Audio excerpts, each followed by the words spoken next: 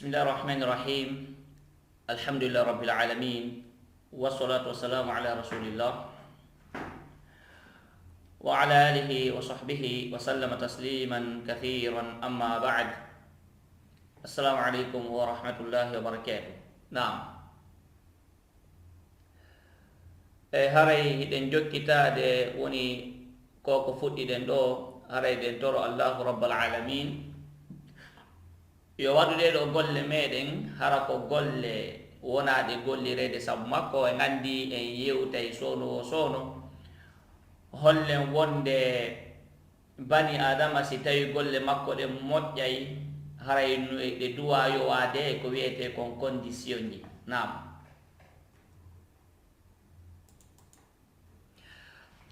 donc ɗin condition ji ɗon ko honɗum neɗɗo so waɗay gollal yo taw gollal makko ngal ko fi joomi meɗen o woni ngal waɗirde fi yo ngal wawmo nafude. Woni gollal diina, normalement gollal diina ngal kangal on si ngal marsay tun ko ma ngal yowodira e ko wiyete kon tawhid. Donc haray ɓayno fayda o programme meɗen o hande wona fi tawhid wonɗen e yewtude tawhid on wiwde wonde ko jango wonɗen e wadde. Nam, ko jango wonɗen e wadde programme tawhid on. Nam, haray ko leer wow ɗon mi profita mi humpita en ɗon ko chaque dimanche 20h00 Paris, 19h00 la Guinée, 15h Amérique. Donc haray o programme meɗen ɗo hande ko communauté meɗen on eɗen andi fayda neeɓi ko fuɗɗiɗen yewtude fi muɗum, kono hari wi'en joomi meɗen newnanali en taw. Hiɗen andi wonde peeji ɗin fof ko so tawi allahu no newni. Nam, kono noon en jooɗotako kadi tumbidiren juɗɗen waɗen ni wi'en wonde joomi meɗen o newnali kadi. En wakkiloto waɗen sababuji ɗin, daroɗen ko duwa darede ɗon, waɗen ko duwa waɗede kon, on say ɓaawo ɗum ɗon ɓanten juuɗe men ɗen toroɗen on say ko faalaɗen kon fi yo gaso. Voilà, gonɗon sengo haray ko ɗum ɗon en wawata taminirde juɗɗen ɗo wiyen bon voilà écoutez joomi men mo yaali taw allahu mo yaali taw on est bien d'accord joomi meɗen mo yaali, kono en grande partie kan duwa wadde taw ko duwa waɗede kon. Si a waɗi ko duwa waɗede kon bi idnillahi tabaraka wa taala joomi meɗen ko moƴƴo, ko kala ko faalaɗa allahu o jonnete. Hiɗen andidir yeru ɗum ɗon yeruɓeɓe tawata ɓe woylan suivude, eɗen andidir sono wo sono mi yewtay en mi wi'a en wonde haray dey bani adama on ko kala ko o faala heɓude ka hoore leydi ɗo inchallahu tabaraka wa taala joomi meɗen jonne. Ok, joni noon fiyo allahu jonne nden ɗon hunde hiɗen duwa waɗude ko wiyete ko sabuji ɗi e biyen ɗin sabuji ɗon noon ko sabuji honɗi ko neɗɗo miijitoto taw ko ɗum si waɗi si créanɗen ndemojobere ɗo o communauté ɗo haray wona faamugollan wonde miɗo faami ɓuri jamaji ɗin fof. Eɗen andi ka hoore leydi ɗo neɗɗo mo tawata ka o woni o anda hunde wo sa ukkodiri e makko tun a taway no woodi dow goɗɗum ko tawata himo wawma andinde, no woodi goɗɗum ko tawata on ɗon neɗɗo himo wawma andinde. Donc sen yowike noon e ɗum ɗon haɗa yeru kum min mi andi kum toso kum ko mi andi kum hiɗay sendudugol e moɗon, mi hiɗay sendudugol e aduna o foppo makko inchallahu tabaraka wa taala fi ɗo yo wawɓe nafude. Haray noon wakkilo ɗen enen ka communauté meɗen ɗo objectif on ko honɗum, objectif on ko honɗum kande gurdam meɗen ko wallitagol jamaji ɗin. Hino objectif mo duwaɗen heɓude taw ka gurdam meɗen ɗo e wiwde masala en arde yewtude joni ɗo en arde yewtugol joni objectif ɗin ko honno ɗi waɗirte. Eh bien mi expliquana en tan mi laaɓana en poyita e wonde ko duwaɗen kon e wadde ɗen duwa wakkilade taw nafen ko allahu tagi kon. Yafera seeɗa. Nam, Okay.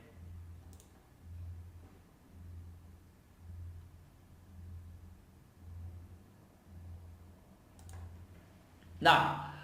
donc ko honum duwaɗɗen wadde taw hiɗen andi haray hiɗen occupi moƴƴa hiɗen occupi fota moyiɗa o tigi tigi no nandi hiɗe mbaɗa gurnan sattuɗan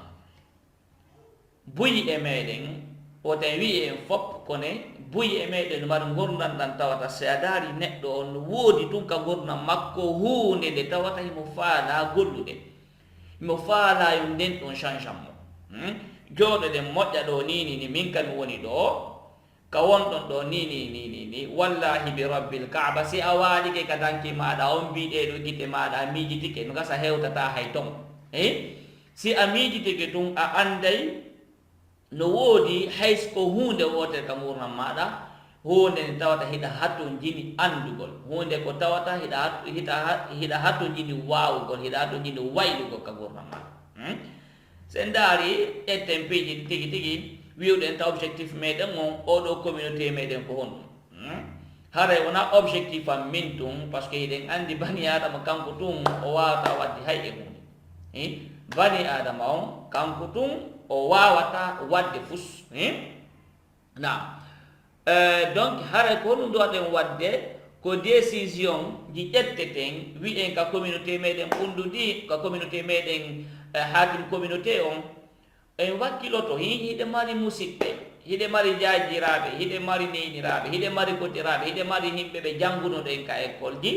hiɗe mari ɓeeɗo e ɓeeɗo hiɗe mari hay kawtal men ngal hiɗe mari yimɓe ɗongal ka gurdam meɗen ɓeeɗo ɓe foppu maɓɓe wallahi si a daari ka gurdam maɓɓe a yiyata toon hay neɗɗo gooto o innete wonde haray min gurdam andanɗam foppu majjan ala komi faala waylade ala hunde ka tawata miɗo faala change en foppu meɗen hiɗen besoin ɗi ɗum ɗo donc du coup ko no waɗeten wakkilo ɗen naaten ka communauté vraiment ko étape mo tawata mo falli moƴƴa ko waɗete kon ko ɗum ɗo aɗa wadde ñoƴƴa dow ajouta kala neɗɗo mo annduɗa o wole pula objectif on ko ɗum ɗon koyo taw en influence viiji aduna on o foppu makko kala neɗɗo hara si o nani ko wona e yewtede kon si o gollitiri bi idnillahi tabaraka wa taala o heɓay ko yete ko résultat certain 100% o heɓay ko yete ko résultat du coup joni ko ɗum duwaɗen wadde hino question on andi ɗo ko ɓuri heewde kon taw wiwɗen ko normalement ko chaque samedi fotteten ɗo waɗen tem yaajuɗo ma tem mo tawata hara himo jokki on bimana koko ni janngude ɗo communauté o no wawi wa école ko wallindirgol ñaa hiɗen suudi ne wawi wa suudiɓe ni e ƴetta mesure ji fi muɗum ko honno goto kala e meɗen wajirta heɓude façon ara wawa explique ude ko honɗum vraiment woni ko maaɓi ko honɗum o aani ko honɗum e o faala ka gurdam makko par ce que hino woodi ko faala ɗe donc hara en wawa partage l' expérience hande ko jangeten ɗo kon hande inchallahu yaadon e ɗum ɗo kono noon ko honum ɗo ɗon wadde si en nani koye en waɗu hon ɗum wona en nanu tun dey koyen nanu gollitiren kadi harana sen lanni yewtude bakitoɗen ɗa usaje makiɗo ko kelli usaje makiɗo ko laba ɓe makiɗo ko yeɗɗi hiɗon andi toujours mi wolana en wonde wi'ugol tun wonde komi yewti kon ɗo no yewti ndaro usaje makiɗo gonga nafata en hay hunde nafata en hay fus andugol ko waɗete kon waɗa toujours mi wolay ɗum e andugol ko waɗete ko ronka wadde ɓen ko himɓe ɗiɗo sertuɓe bi mana ka wonɗen ɗo ni kala mo o vidéo ɗo hendi kala mo o vidéo ɗo hewti ko neɗɗo hombo ko honno o wayi ko honno o wayi hino ɗo no wayi noon go'o no yowodiri enen tigi tigi wonɓe ɓen sibude ni donc kala mo vidéo hewtoy kadi ko honno o wayi go'o o nani ko yewtete ɗo o ƴetta décision inchallahu rabbal alamin hara ko honɗum tigi de waɗi hara gurnan an ɗan bi mana mi maayay e muɗum ko décision ƴettoto on par ce que andi changement neɗɗo on piiji boyi on change ay koye kono inchallah e wata waylade ni ɗum nde hotere ko seeɗa seeɗa inchallah en ƴettoto ɗum kala ko waɗɗe wakkilo ɗen gollitire ko ɗum ɗo wawta en nafude ka nder communauté woto taw haray si on daari vraiment on anda kon watta ñallal ngal ko non woniri mi anda kon watto ñallal ngal haray miɗo andi buy e moɗon no kipi moƴƴa kono ko fi ko hanko mi hata fi muɗum ñallalal ngal no woodi piiji ɗo ngal ɗum watta o taw ñallal gila bimbi aha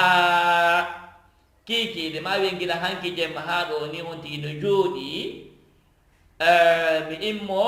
mi ƴetta waɗa nécessaire on fof mi wakkilo mi ƴetta goɗɗum mi jonna en important wona ko mun wakkilade mi ƴetta mi jonna on kon important ko honɗum en faamay wonde koko duwa waɗede ronken wadde bon micro ji himɓe woɓɓe meɗen no active hare no lorude en mi yejjiti hay mi désactive al micro ji himɓe ɓen mi sikki ɗum ko min himmindir ɗum ɗon miɗo arde mi watta ɗum noon tinnata inchallahu tabaraka wa taala voilà ɗo nini hare goɗɗo wawata active de micro makko on taw donc du coup si tawi aroy nokku o taw to hirtawan on alananade ma sifa ɗin ɗon piiji kon ɗum waɗa toon o windanay lan hay so nodda téléphone mo woɗɗiti lan ɗo déjà kon mon filmire ɗo watalan hendade yallah dan men goɗɗo noddudo en ɗo nini na ok du coup ko yimɓe ɗiɗo enen ɗo en fof meɗen ko en yimɓe ɗiɗo ko goo hiɗen sendi sen pecce ɗiɗi ɓeɗo ɓe waɗay ko wi'a ko yo waɗe ɓe gollitira ɓeɗo ko wi'a kon ɓe yo waɗe no min naniɗo ɗum hari mi naniɗo ɗum hari ma ɗum mi waɗa e on say ma mi waɗo e janggo ma mi waɗa e janggo kikiɗe ma faɗɗi janggo ma mi waɗa e on say on say meɗen hiɗen andi ko ɓuuri hewude kon ko jamais o firi ko ɓuuri hewude kon mi waɗa e on say ko jamais firi donc komi neɓen wolande kon komi wowi en yewtude kon satingol piiji ɗin wallahi bi rabbil kaaba meeɗaali en nafude satingol mi waɗa e on say hey meeɗaali en nafude tertoɗen ɗum si tawi ni hiɗen andi ko hunde kaari duwaɗen e wadde waɗen nde woten accu ha jang woten accu hay waɗe joni si tawi ɗen andi ko gandal wonɗen e ɗaɓɓude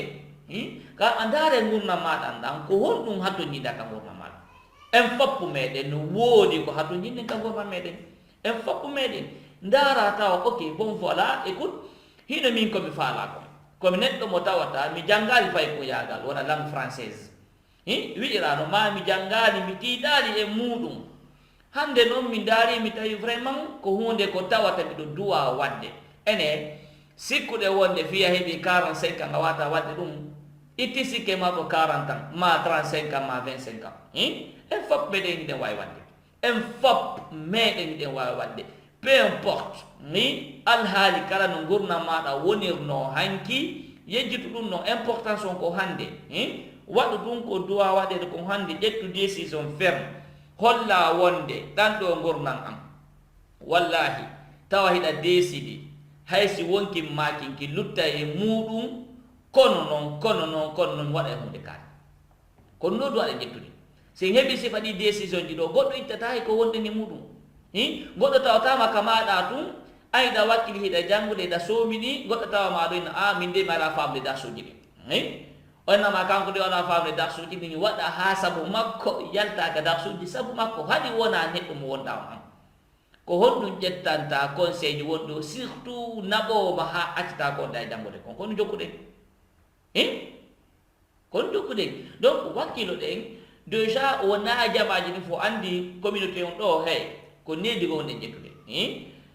haray en fof meɗen hiɗen mari piiji ko janɗuɗuɗen e muɗum ko wonduɗen e muɗum culture ko wonduɗen e muɗum façon mentalité mo jogiti ɗen inchallah ko ma wonde bi idnillahi tabaraka wa taala wawen ƴettude mentalité ji goo kadi haray nane ko mi wi kon ko needi changé ten o woye wona needi wonɗen changeude de wona needi wonɗen changeude ko mentalité façon no yirten piiji ɗi noon façon no daarirten piiji ɗi noon wonɗen wayde par ce que si min ɗo jon ko needi wonɗen e change ude gasa goɗɗo daro to janngo ka manda honto o wi aray haati mi wi'i wonde haade taalibaɓe ɓe neyaki ma himɓeɓe ɓe neyaki na ɗum wi'i dey ko mentalité on waydete mentalité o bimana façon no daarirta piiji ɗi noon ko ɗum ɗon change ata mi jonna on misal ngal mi jonnuno e saayi goo ñande goo e jewterde monno wadde mi wi'i wonde mi jonna on misal hakkude jombinirɓe ɗiɗo ko mentalité question de mentalité mi jonna on misal hakkude himɓe ɗi e jombinirɓe o yalta bimbi wi sonnajo o yalta bimbi o yaha golle normalement ko 19 o aftata o yango hida andi pellet ko yaltinimo konko fi moɗon ka suudu ton misal man gasa kan imminimo manum o waye mo yehi tu ngere jokkereji en hida yana nimo hida autorise mo de yo o yaha ha o hewte aftugol makko ko 19 normalement o doit yude ka golle 18 heures o yalta 19 heures a hoti ka suudu an hewta 19 a haray de madan an hewtade ka suudu kon wat pour un début tawaɗa minimise taw 1 heure du temps fo kala ono juuti wona ha 20 heures yona ida jooɗi a yalmo wona ha 21 heures yona ida jooɗi a yalmo duwanude hewtude e 19 heures 19 heures duwanɗa hewtude donc moodi ma o hiyalima woni 20 heures woni 21 heures woni 22 heures tawa ko honɗum o waɗata o yi koko waɗi ɗo bimana kala ko waɗi ka gurdam maɗa ko façon ɗiɗi marɗa da duwa da wawi interprétude ɗum ɗon bimana hiɗa wawi ƴettude côté positif ɗum ɗon on comme hiɗa wawi ƴettude négatif kadi donc ɗum ɗon waɗi on tigi jooɗo miijita ko côté négatif on ko honɗum on tigi jooɗo miijita ko hara ko honto o sonnajo rewi andi o sutti hayragol andi o sutti yawgol o waynaki ko honto o rewi hade ko sifa ɗum ɗo wonɗa e miijade sifa ɗum ɗo wonɗa e miijade no wonɗa miijorde noon e bien ko non monortoɗa ko noon tawata so haywtii tun o tawima ka suudu si allahu vraiment yurmaka on a waɗaymo masibo sa ittara wonki makko kin hara ko probléme molanaɗo kono si tawi ɗe dewle buy e meɗen dewle ɗen no mbaɗi probléme ha feƴƴide fi hon ɗum e yewtere fimude inchallah hande ko premiére vidéo wonɗen wadde ko introduction jonnugol juste seeɗa ko honno waɗi ɗon objectif ɗi mon ɗin samedi arowen jokkay ko honno waɗi to ɗin objectif ɗi ɗon kadi ko honno gollirta mbi mana no wayi wa école wonɗin e wadde no wayi wa école ko wonɗin e wadde kom na joni noon o hewtita ni ɓiijila wari an alaka ala imagine alaka ala e miijade piiji ɗiɗɗi fopp majji ɗi rewde ka hoore maɗa o sonnajo yeynu gasa o jokkodiri e gorko go ma o ɗaɓɓi ko yaara ma o jokkodiri ɗimmoɓe makko ma o yeeyi manda jokkere en ɗan ko waynaki ma monoɗa ha ɓurta monoɗa ha an tigi taw wara hoore ma par ce que monagol moƴƴana wonkinki manda so tawi ɗen andi ɗum monagol moƴƴana bani adama ko jaɗugol moƴƴanimo si a jaɗi ɗum a renforce ay état de santé ma on ko santé ma on renforcata si a woni neɗɗo jalowo kono si a woni neɗɗo monotoɗo e bien ko inverse ko effet inverse on waɗata a bonnay kadi e honno état de santé ma on donc du coup ɗo ko en ƴetti côté négatif o en wooli ko honɗum o imagine nallal ngal fof donc ƴette côté positif o kadi 19 joni a hewtiti ka suudu déjà hiɗa welti mi hewta e ka suudu joni mi tawa madanga masalan mi tawa ɓengu an ka suudu hiɗa welti noon bon a hewtiti a tawali mo e haray de o neeɓi hande hiɗa landitade hoore ma o neeɓi hande dey ko ɗum waɗi est ce que probléme heɓani o est ce que o waɗani accident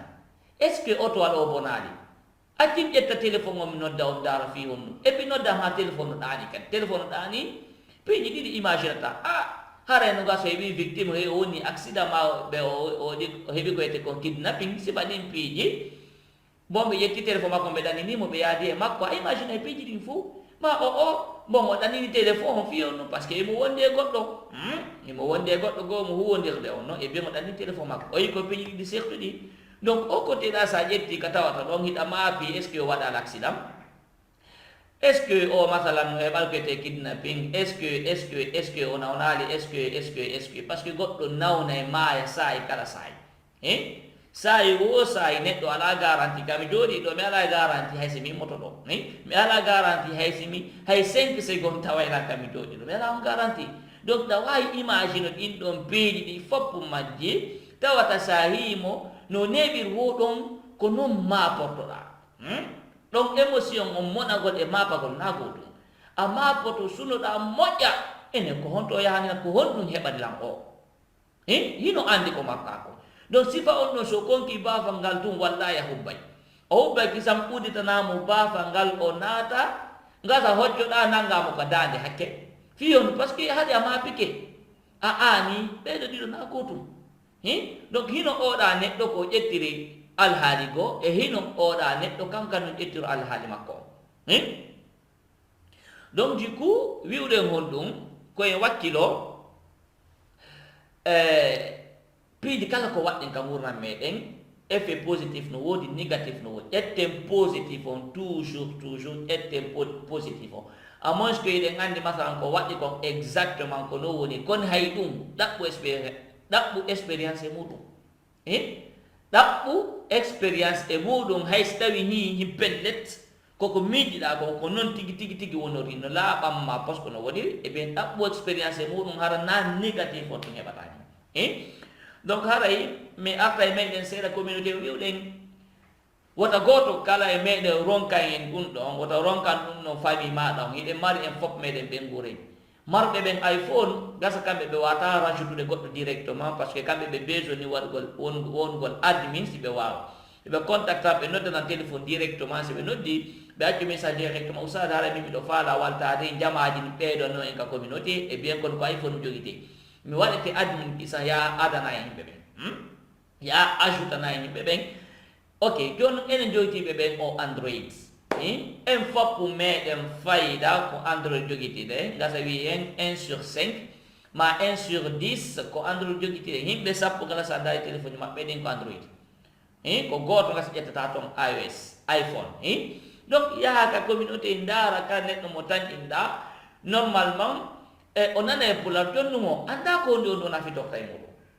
par ce que so tawi ko faala janngude no français ni gurdam maɗa na foppu majjam hiɗa faala janngude ɗum hewti hande ka tawata a heeɓi hollowoma ko honno waɗirta ɗum ɗon ko honno fixirta objectif ɗi maɗi par ce que ko min ni en kon hay so tawi ko 47 tan joguitiɗa ɗo ni gurdam maɗam fira haray a wawata gollude gurdam maɗam fira a wawata ɗan waylude ɗum ɗon sella few mi sikki tun haray ɗen famude ɗum ɗon sella wi'ugol wonde mi hewti duuɓi 47 tan haray mi wawata waylude gurdam ma jooɗo miijitoɗa moƴƴa ko honɗum e probléme maɗa ka gurdam enen ko honɗum e objectif maɗa ko honɗum e ande wonduɗa e muɗum ka jooɗiɗa hande ko honɗum faala ko honɗum ala maksude ka gurdam ma est ce que hiɗa e jaam est ce que hiɗa janɗi hiɗa ko janduɗa kon est ce que hiɗa honi hiɗa faala sembude masala est ce que ñamete an wona ñamete moƴƴo misal ko ñamata ko ara alimentation wona sen mi mana ñamete on ko keɗɗa min ñamete keɗɗa mi mana kono moƴƴinirte noon est ce que en aroye communauté en aroye yewtugol fof ko ñameteji honɗi neɗɗo ñamata tigi fi cellal makko ngal inchallah en ara yewtugol few ko waɗi noon wiɗen communauté en ko fiiɗi ɗo piiji jowi ko cellal on tigi ngaw woni santé makko on giggol yani hakkude makko e ɓeygu makko ma hakkude makko e moodi makko yani dewle ɗen wiyete giggol ngol haray ɗo noon koko dewle ɗen min mi faandi ɗo ko ɗum ɗo mi encourage ata kono ɗo mi waɗitoto kadi e bien wona diina kan surtout no janngude mari tawhid on ko ma jange mi wooli ɗum mi woltoto kadi mi ronkata woltugol inchallah tawhid on ko ma jange woni domaine diina kan eɗen duwa domaine social on kan neɗɗo tawata kala ka yawata tigi ɗawni bienvenu onon yaali yimɓe haynde wotere on yahaali kan yimɓe muuɓi yimɓe go hewtita e ɗum taw foppo hewroɓe foppo weltanoɓe eya neɗɗo himo moosude himo jallude himo welti moƴƴa fi hon ɗum wona no mo jibiniragoy ma woɓɓe meɗen gasa ko noon kono piiji ɗin fop en ekkitoto piiji ɗin fop kon wowi yewtude kon hay goto e meɗen kami jooɗi ɗo ka wonɗon hay goto e meɗen jibinaka ko commerçant jo mi yewti ɗum e vidéo am sayi mi sikki ko hande goto e meɗen jibinaka hay ko wiyen ko président jo hay goto e meɗen jibinaka hari ko gando piiji ɗin fop ɓe janggay woni donc fixe objectif ma ene ko français falla wawde ka gurdam maɗa hiɗa wawi wadde ko english falla wawde hiɗa wawi wadde andi ko arabe falla wawde ko ɗum ɗon mi falla wadde waɗu plan maɗa on inchallahu tabaraka wa taala he wawi plan on ko honno hay son hawjaɗi habbeɗan en waɗede plan jiɗi inchallah ko woni tun kala ko waɗɗen par jour ñande wadde hunde o wakkile ha moƴƴa gollitiron nden no par ce que kon wonde nga wadde ko semaine kala samedire kala inchallahu tabaraka wa taala en adde honɗum en adde temi yaajuɗo mo tawata ko ɗum ɗon yaadeten e nden ɗon yontere ɓe maana hande en explique ko honno objectif ji ɗi définir to objectif ji ɗi wakkile lillahi wa fillahi woto samedi hewtu en hara en waɗali ɗum ɗon to samedi aro yo hewtu en hara hani ko waɗa kon hande en waɗa ɗon exercice ɗo wakkile lanni ɗum ɗon kikiɗe ɗo simi lanni ɗo on noti ma o nota si vidéo aroy on sa lien on inchallah suivant on vidéo ha o lanna neton winden principe ɗin applique on ɗi ka gurna men wiwden hon ɗum si en applique ali komi neeɓi yewtude ɗo wallahi bi rabbil kaaba ɗum ɗon wawata en nafti hay e hunde komi neeɓi yewtude ɗo komi neeɓi sonkude ɗo komi neeɓi on jeejude ɗo komi neeɓi yurminde ɗo komi neeɓi wadde alhaali ɗum mi waɗiri ɗum ɗon wo onon so gollitira nafatama haray ko hon ɗum a ƴetta objectif taw moɗana inchallah rabbal alamin chaque samedi on min on hara ko honɗum tigi de mi jotti mi aray mi tawe ka yewtete ɗo hara ko honɗum tigi de mahma sa yakunu l amre bi mana peu importe no piiɗi ɗo woniroyta ngal ɗon ñallal bi idnillahi tabaraka wa taala mi tawten ko ɗum ɗon duwaɗen jogitade donc du coup on tigi jogito ɗum noon ndaaru vraiment gurdam maɗa waɗa plan ka gurdam maɗa ni ka gurdam maɗa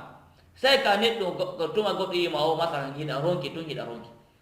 moƴƴin plan mo tawata ko fi cellal maɗa ngal moƴƴin plan winda classe ha moƴƴa ok ko fi fatigue a wonni ko honno mi waɗirta fiyo fatigue ɗo iwu plan no woodi ɗum winda plan o ha moƴƴa importance on du passe à l'action waɗa action parce que mi arta e muɗum kadi si en waɗa l'action e bien e winde ɗum ko mere won e windude nafata en fus hara importance on idée moƴƴo ma ɗum golle moƴƴe ɗe nafi en woko so tawi ɗen golliterɗe na donc du coup hara hiɗen feƴƴude donc wiwɗen ndara kan gurdamar ene ko ɗum ala marché ka gurdamara ndara dewgal ma ngal masalan dewgal ma ngal ngal moƴƴi kaye ngal ɓuri par ce que no woni important ko wiyete kon o amour ɗo no woni important moƴƴa no mani important par ce que jamaji ɗin ɓuuri hewde kon fayda yimɓe ɓen bon jama jaɓata yewtude fi muɗum kono koko duwa yewte par ce que ide wonde muɗum ko gurdam meɗen noon ko nature meɗen sa yewtima sa yewtali kono ko nature meɗen yimɓe ɓen hiɗa yewtugol ɗum kono koma yewte goɗɗo wata lam bloquede wigomi yewtata ɗum bon so inno bloqué lan allahuma illa ar mo maddadi laaɓuɗo boyi ko wi lawde karma koɓe maaki wonde to ɗum ɗo yewta hara mi famodiri gila on sami darto kono mi taƴƴinaki no woodi ɗum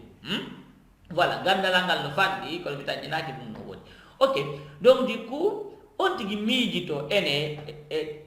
nde ɓe nguure an ɗo min gorko on ko honɗum ala maksude ka dewgal an wona na yo taw a ronki na yo taw a wondi o ha joni lannima mettutude fewdo an yo jommidira en ɗon ko mowno kon wi'ude iɗo welti ha ko goɗɗo hiya on to hiya guiɗe mon nde no huɓɓi hakke weltare ɓe mana hiɗon welti moƴƴa hiɗon hiɗiniri moƴƴa kono jombindire lewru lebbi duuɓi fayɓe ɓen ɓe heeɓo ɓe jaɗɗa ne ɓaɗata no wonda tun fi hon ɗum fi fayɓe ɓen wallahi na ɗum ɗo ɗaɓɓa ka dewle meɗen wona ɗum ɗo ɗaɓɓa de on tigi miijitoto ko honɗum ala moƴƴude ene ko honɗum tigi tigi min gorkon ko honɗum mi duwa waɗude fiyo oɗo sonnajo yo artu awa ko honno mi yiltirtanmo seeɗa ha o arta ha hoton ka wonno ɗon to il y a 10 ans fewdo jombinirmo ɗon ma hoton ka wonno ɗon to il y a 25 ans il y a 50 ans ka jombinirmo ɗon hiɗon wawi hotude toon kono min mino tumɓe nama no harayde mo dewgal ngal ngal wiyata ko muññagol maɗum dewgal ngal ko ka arande ko balɗe arane ɗum ko fenade sella few kala wiɗon ɗo yaafe innugol fenade haala kam teddi seeɗa kono sella innugol fenade sella voilà donc normalement jama si addi sifaɗi noon piiji ko wi'ugol tu wonde expérience mo heɓe on e muɗum moƴƴirali ɓe moƴƴira donc du coup ɓe woni toon tum fi fayɓe ɓen ba fi baɓe ga inni ko maami joɗanoma ma baɓe a inni mi accitatama wonda e makko fe ɗum ɗon wallahi na ɗum non won dewgal ngal ko honɗum wallahi koyongal welu wallahi koyongal futu wallahi yo taw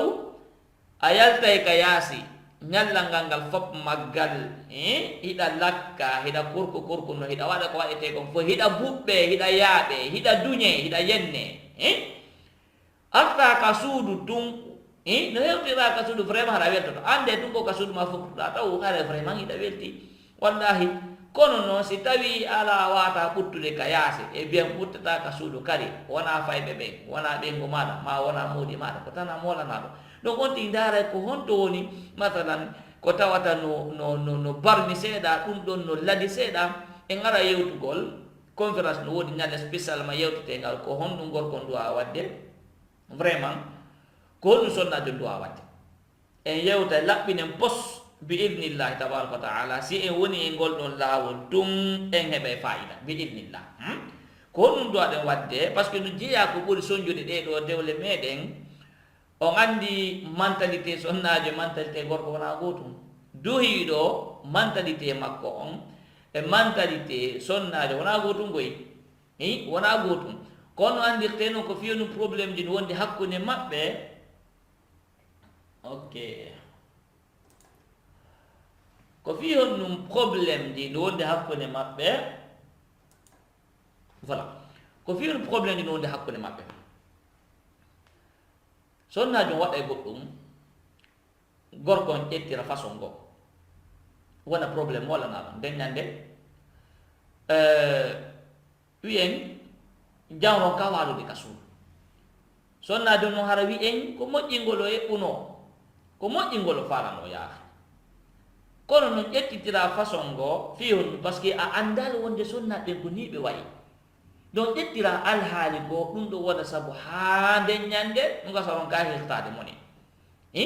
joni noon gorkon kal kanko waɗa goɗɗum ngoo sonnajo ƴettitira ɗum alhaali goo tawa gorkon ko moƴƴugol o fandino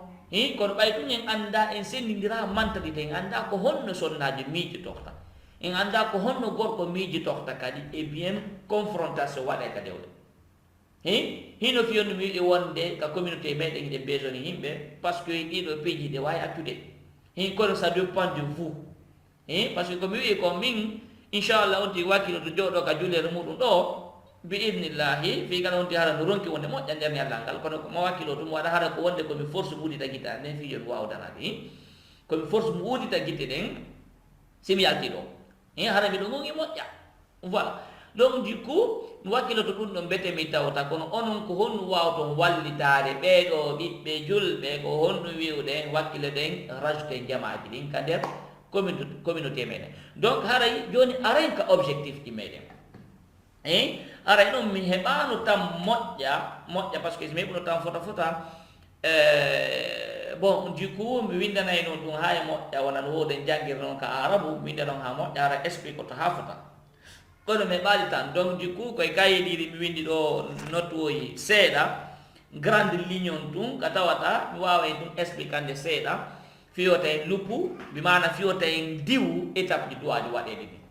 donc ndaren kam gurna meɗen taw ko honɗum wiyete objectif haray de wonen yimɓe ɓe tawata en nani en gollitiri wota en jaɓu ka wonɗen ɗo ni samedi aroyowo hewta tawa ko a hombo tawa woɓɓe ɓe waɗi par ce que ndeɗa jooɗo ala wadde ndeɗa yimmo bimbiɗo yiɗa ronkiɗa a yimmol kadi han ni maɗum o rêve ma on sona tun ñoƴƴa ɗo fiyo sonu 5 minutes kadi o sona tun ñoƴƴa kadi fiyo sonu 10 minutes 15 minutes finalement ɗanoɗa a immoto 8 heures ma 11 heures wallahi yahi a fela e hoore ma a fela e hoore maɗa wiya mawɗi jaka mi immotono lanni feƴƴude ko noon wawɗi donc wota jaɓu wawde wa on ɗon sayi ka wiyata ɗon hiɗa ronki e bien woɓɓe no immade sayi ka tawata ɗon ala windude ala gollitirde ko wiɗuɗen ɗo en waɗu gollitiren e bien woɓɓe ɓen no gollitirde woɓɓe ɓen hiɓe gollitira donc du coup haray wakkilo ɗen wonen côté wonɓe ɓen ɓe gollite wonɓe ɓen ɓe gollitede ko wona e yewtede ko na donc objectif ji ɗin ko honno objectif neɗɗo on ko honno miijito gurdam maɗa nan ko honɗum faalaɗa e kadi wona ya impose limité ma wona par ce que ɓe wiya wonde limite goto mo bani adama jogiti on ko limite mo ƴettata o waɗa hoore ma manda sen faami limite goto mo jogiti ɗen on fi waɗugol ko faala ɗen wadde kon ka hoore leydi accomplisgol miracle ji kawakeji ka gurdam meɗen limite on ko honto ko limite mo joƴƴinanda hoore maɗa o hiɗa wawi wadde kala ko faala yahi kala ko miijiɗa hiɗa wawi waɗude inchallah ko ɗum ɗo waɗen wadde wonu waɗu objectif précise correct hi laaɓanama poyi hino komi faala kon wona hoore ɗum ɗon hara ko honɗum tigi ɗe waɗi hara ko honɗum tigi ɗe waɗi ko mowi wi'ude kon hara si ɓe ƴettiɗo ɗimmojo maɗa on misal on foppu moɗon o waɗi objectif hunjagol alquran nde la année 2020 mo landude nden sikkude wata gasude no wawi gasude no wawi newade kon ɗo aye no yaawi so tawi ɗum fof janggala e hunde kono gasi ƴetten date aɗa ƴetta e fixage date wonɗo agressive ƴetten date respecten raisonnable date butoir ko raisonnable masalan en ƴetta ngol hunjota alquran nde nden ñallal goto wi en gayne ɗum c'est pas raisonnable eyi ɗa ƴette noon objectif nder hitande o tan lanni hunjade ɗum ɗon ɗa wawi wonde ma ƴetta juste date butoir hina 2 ans 3 ans haɗa lanni hunjade ɗum no wawi gasude kono noon na ya wiɗum ƴette hunjago alquran a 10 ans e bien anga perde temps on woni 10 ans o wayi no woɗɗi ha feƴƴiti yaha 5 ans no woɗɗi ha feƴƴiti fixe objectif yawuɗo sut wona ka hoore laawol duwangol wonede ngol hoore muɗum daaren sa hewtoyta yaha a hewtoyay bi idnillah a hewtoyay inchallahu tabaraka wa taala donc waɗu objectif ji maɗi wota taw ñande hiɗa iwraɗa hiɗa yaraɗa hiɗa yiya o darsuɗo hiɗa yaha o darsuɗo ɗa iwra ɗon kadi hiɗa yaraɗa ya hayloɗa ha arta kadi duuɗal ka wonnoɗa ɗum usage mi arti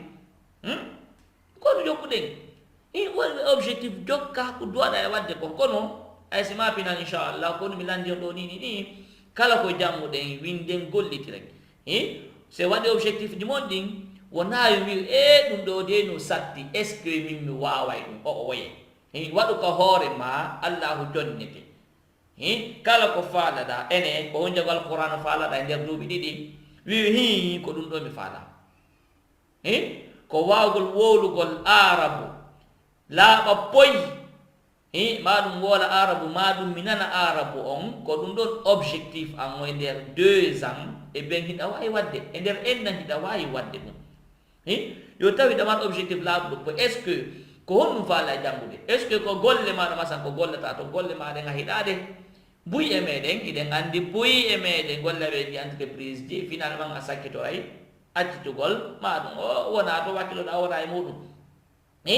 golla 5 jours gollana goɗɗo 5 jours wiyen 10 heures du temps ma 8 heures du temps ɗe yaade yanganademo ɗe hiɗa yahude yanganoɗamo ha e 18 heures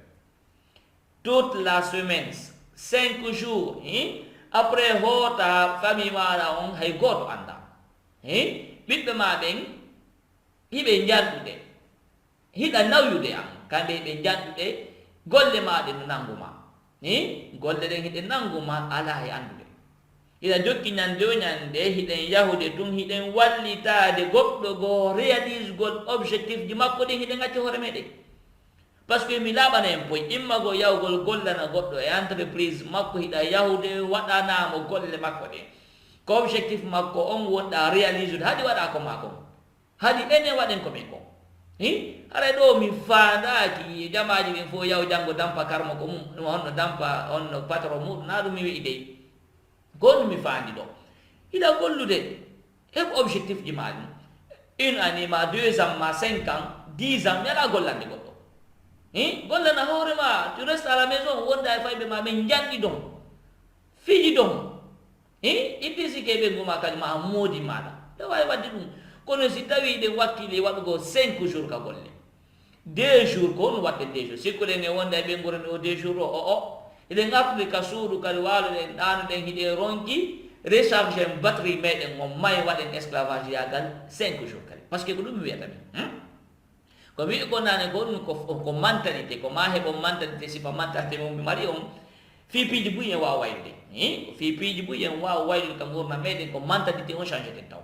mentalité masalan mi gollanta goɗɗo mi gollane hoore misal mentalité masalan miɗo gollude e nder entreprise maɓe no mari fayɓe mentalité an ko honɗum peu importe ñallal ngal ko mami wonde e hondo e ɓe gurande ko watta ojo waɗu kono ko mami wondema ko mami fijjiɗo e maɓɓe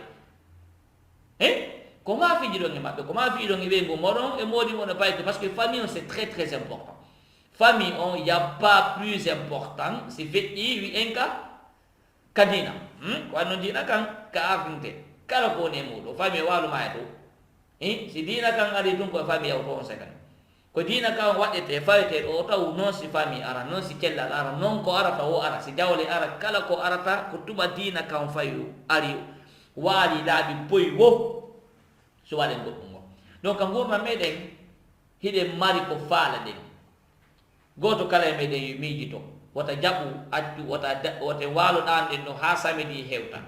ma jokken goɗɗum ngo ha samedi e hewta tawa a waɗaɗi objectif ɗi maɗen hannde andi hiɗen faala change de andi changement on gurnan men ɗen min ko onumi famno ka gurnan an min wallahi mi neɓuno habbade changement ñande o ñande minna ça ira mieux de min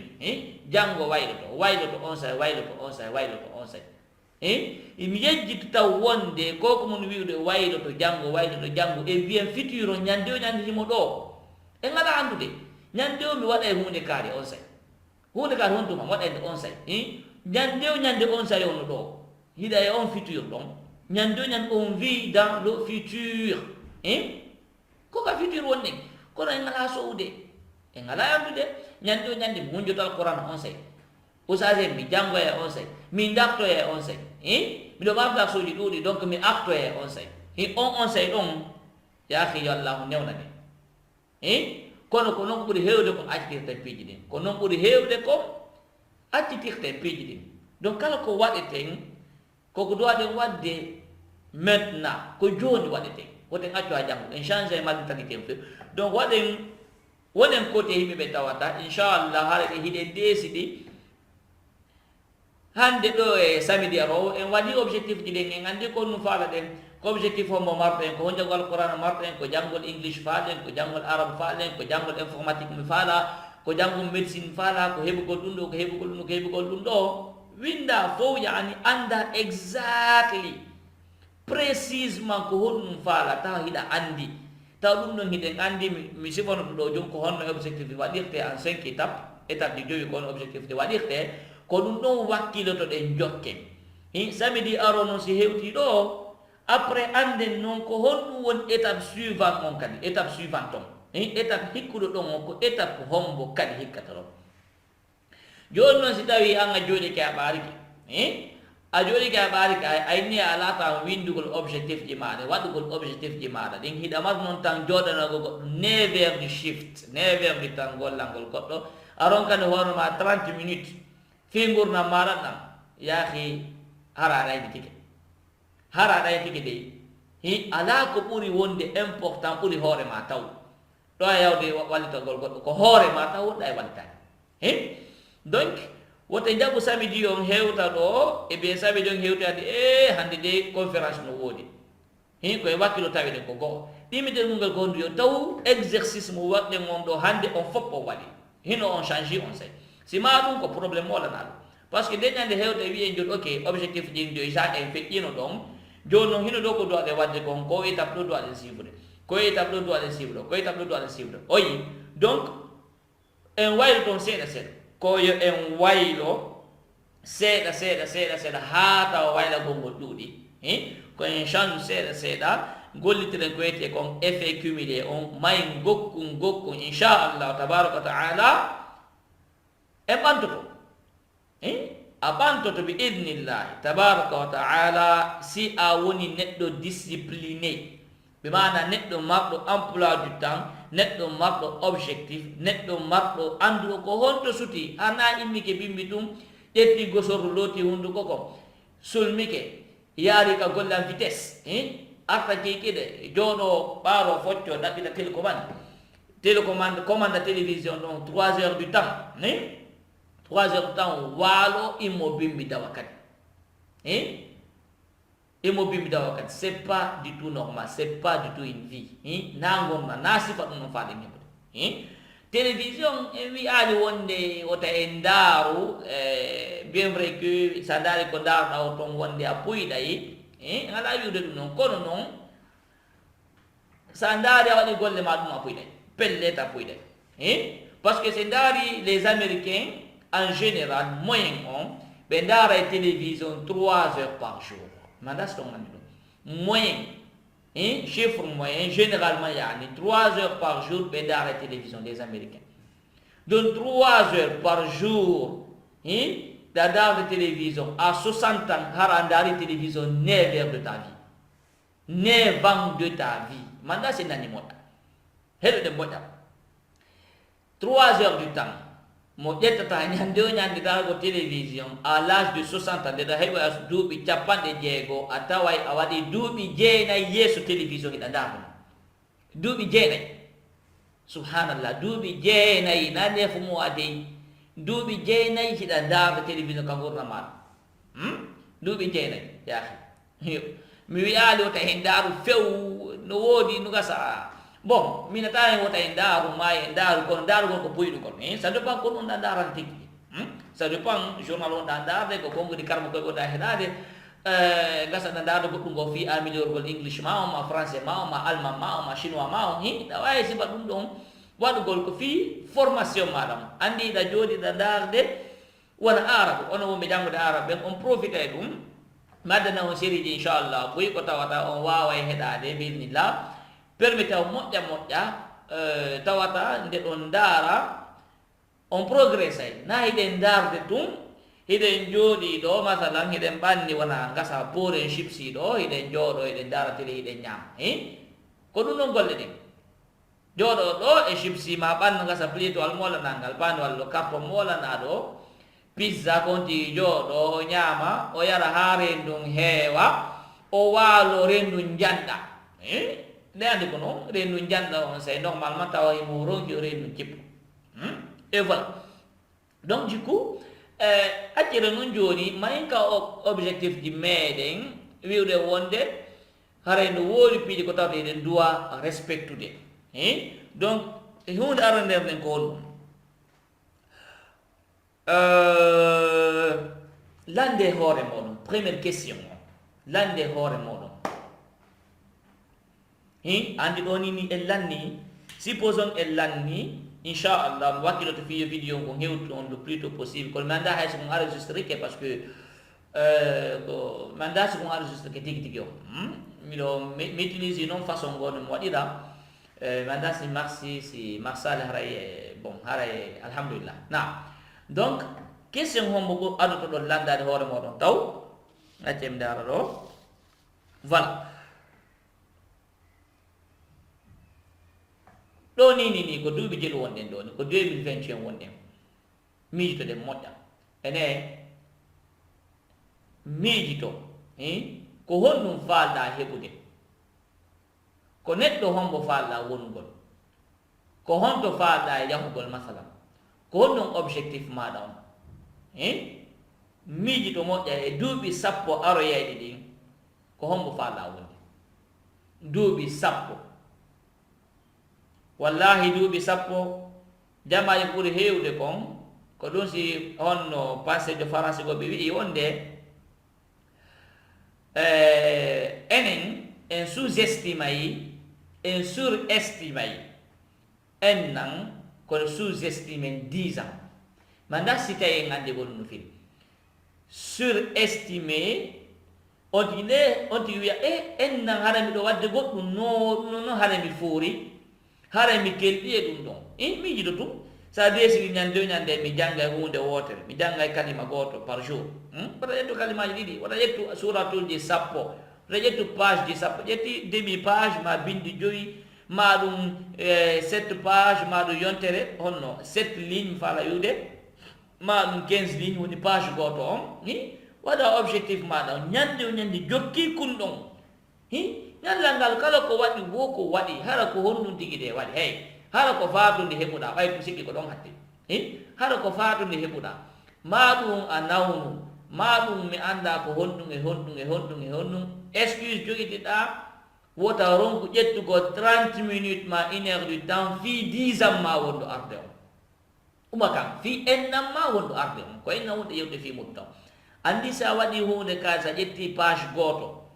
2 page 3 page 4 page jangirgol no ma feccere page ñande o ñande ñande o ñande ñande o ñande e nder hitande hara heeɓi page ji buy page ji dongal hara heeɓi kono noon en yejjita woni joni noon konko waɗɗen ɗon ennan konko heɓuɗen ɗon ene gonnum sikkuɗen noon joni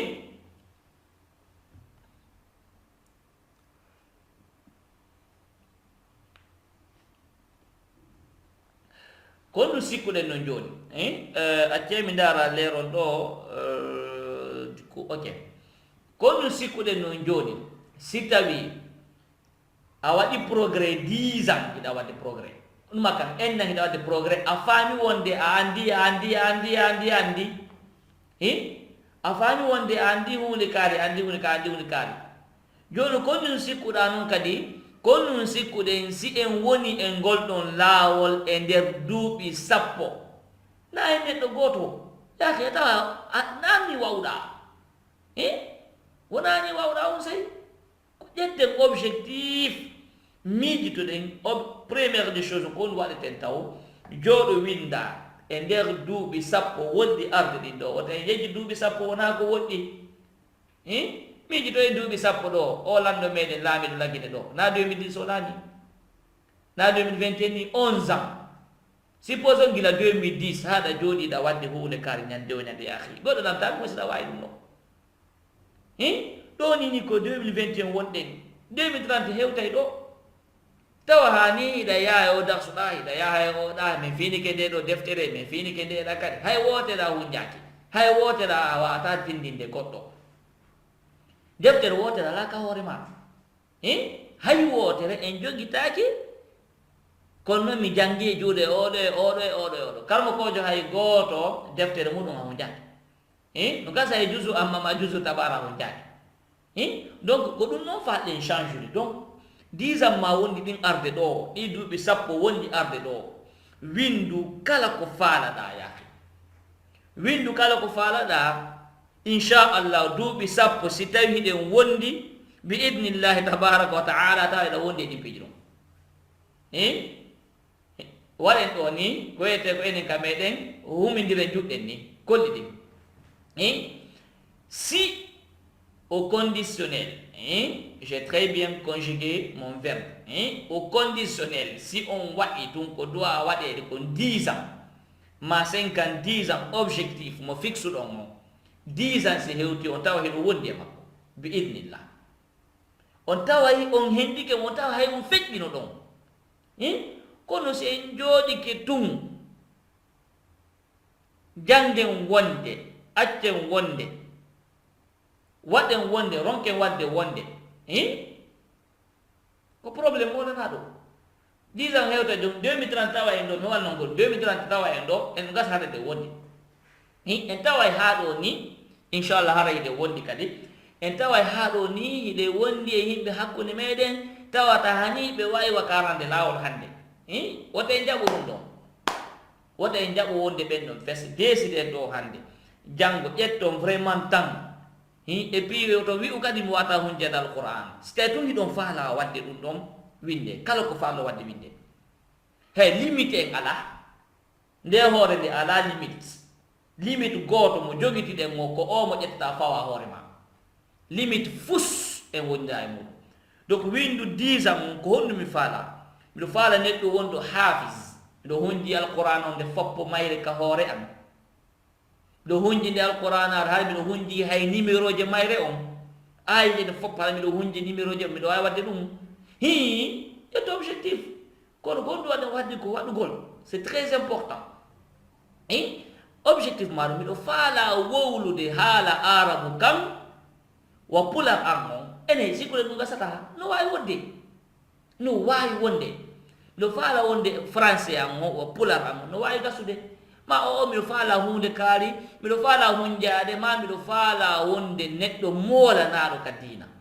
miɗo faala e fayɓe am ɓe wonu yimɓe molanaɓe ka dina miɗo faala e suffit pas faale gongol ɗum nde martem gon wiyete hakkude fiyon ɗum e ngala honde hendade objectif ji men ɗin en aroye ɗo e fixede ɗum taw ko honɗum woni watta ha e ngalaɗi hendade mi yewtoya e mon say ko honɗum woni wadde e ngala hendade ko faala ɗen kon ko honno accirten ɗum ɗon kadi e ngaren ɗo ni fixen ɗum kala ko faalaɗa limite fo sota waɗa ko faalaɗa wo joomi meɗen bi rabbil kaaba inchallah tabaraka wa taala o jonnete ko ɗum ɗo aɗa wadde e wallidire woni yontere kala tu te présente leeso no woodi heeso mo yadata e nder yontere ɗon haɗa wiwɗen hunde aranere nden e nder duuɓi sappo windu kala ko faalaɗa waɗu kala ko faalaɗa ka gurnama donc haɗa ɗo mi préparé ɗum ɗon piiji 6 wona 6 question ji 6 yowdirɗi e ngallandal ɗon on disat ɗon fi ɗum yon waawu jongol no ije seeɗa yani ko honno jaborto premiére ɗum on ko honɗum mi faala wadde nder 10 ans ko honɗum mi faala wadde miɗo faala hara mi monti business miɗo faala hara masalan wiyen to ok miɗo faala bata hara mi manda kala ko ƴetton exemple par ce que min objectif jani mi haala ɗon ɗo dans 10 ans normalement hara miɗo mbaɗa business an on masalan donc 10 ans moɗon ko honɗum faala on kadi e nder 10 ans ko honɗum objectif moɗon on e nder 10 ans hara on darni juulirde masalan e nder 10 ans hara on hunjika alquran masalan e nder 10 ans hara on heeɓi hunde kaari ko honɗum faala ɗon e waɗugol e nder duuɓi sappo winda ɗum ɗon yani ko jonnugol on ɗum 6 question ko tawata wawa e on wallitade windugol fiiɗi duuɓi sappo ɗo en ƴetti hunde aran nden ko honɗum faala e wadde hunde ɗimer nden ko honɗum ko neɗɗo hombo faala e wonde c'est important enen da faala wonde neɗɗo toujours no wawden ɗo ni hande neɗɗo mo anda hunde neɗɗo mo gaynta fus maɗum neɗɗo wi en hiɗen gayni boyi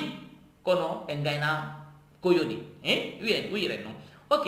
joni noon da faala change de on ɗon neɗɗo ka o waye en wa'ay no wawɗen ɗo ni hande wonen ɗo duuɓi sappo tawa hani ko goɗɗo nanirma o meɗen faala jangude yo taw e nder duuɓi sappo tawa woni honno wiyete mufti hakke a woni karmokojo ma woni seyyida duuɓi sappo hiɗa wawi wadde plan hiɗa wawi organisade ha laaɓa poy hewtay ɗon tun duuɓi sappo mi wiyen honɗum si tawi ɗe wondi tun duuɓi sappo hara hiɗen pratique de ko on ɗin e wi'ude kon on taway 2021 on wallahi batte jokkuno ɗon ko wiyan ɗon koye jokku woɓɓe jokkuɓe ɓen eɓe jokkaɗe ɓen en fottoye 2030 ndaren en tawa ɓeɓe jokkano ko duwa jokkede kon hiɓe ninsi moƴƴa par ce que hara ɗimmo maɓɓe ɓen acciɓe ko woɗɗi hara hiɓe woɗɗoniri moƴƴa moƴƴa noon donc ɗum noon ko ɗo wawi miiɗa ko hommo mi faala wonde est ce que miɗo faala wonde masalan suka mo tawata ɗimmoɓe am ɓe fof maɓɓe ma ɗum taalibaɓe ɓe fof ɓe kam janggata ɗum ko min waɗitotoɓe est ce que miɗo faala wonde suka ɗum voilà est ce que miɗo faala wonde seydida hadihi l umma bi mana ko min woni sonnajo moftere nde foppo majje ka adna on fewndi ɗo ni sonnajo hay goto ɓurala gandal ka hoore leydi sikku ɗen wata wadde ɗum ɗen wawi kono ko ɗum ni besoin ni ɗen ko plan et action fixé objectif ji mon ɗin en fottay ɗo inchallah si tawi duuɓi cellal no woodi en fottay ɗo 10 ans après on tawi wona en neɗɗo goto 10 ans après noon koko hewtat noon ko 2010 ko holanɗo meɗen laaɓi ɗum neɓal ko waɗi koye ko 2010 ko 10 ans noon 2010 yani 2030 ɗo 31 koko hewtata woni yimɓe différent voilà ko ɗum newna toon feere ka jaababa ɗum ɗon on duuɓi sappo ɗon ko ɗum wato réalisé ɗo kadi troisiéme question ɗo kono waɗi ko honnum faalɗo hiwgol masalan ɗo wawi wadde objectif moɗo on masalan wona min égypte kami woni ɗo mi waɗi ɗo 5 ans joni kono ha hande ɗi pyramide ji mi yaaldi mi yahaali kadi woni woɓɓe no iwray ɗo suisse iwray amérique to iwra france ley to iwra nokkeɗi fop afrique ɓe ara haa ka amen ɗo misra ɗo égypte ɗo fihigol o pyramide ɗo ha hande mi yahaali ka woni mi yahay mo noon yimɓe ɗo feƴƴude kono mi yaha ha mi nata ka hurga on ɗon 5 ans miɗo ɗo e puis kami hoɗuno toon aɗo mi hoɗuɗo kami wonɗo ni min na ƴettalan hay 10 minutes seppugo gasa 5 minutes seppugo yahto ko ɗum no kofri touriste ɓe no woodi bimɓe kikiɗe kono meeɗal yahude nder toon donc no wawi fixde objectif ɗo ɓay jamaji ɗi buyno yahude toon buyno weltoye toon kadi min na bon voilà écoute inchallah min kan nde ɗo hitande mi yahayay mi yiya oɗo pyramide bakkiloɗa yaha ɗum ɗo normalement pour mo are noon simple ono wonɓe ɓe matan ka leyɗele hedditiɗe ƴetta objectif tawi ko ɗum faala ɗon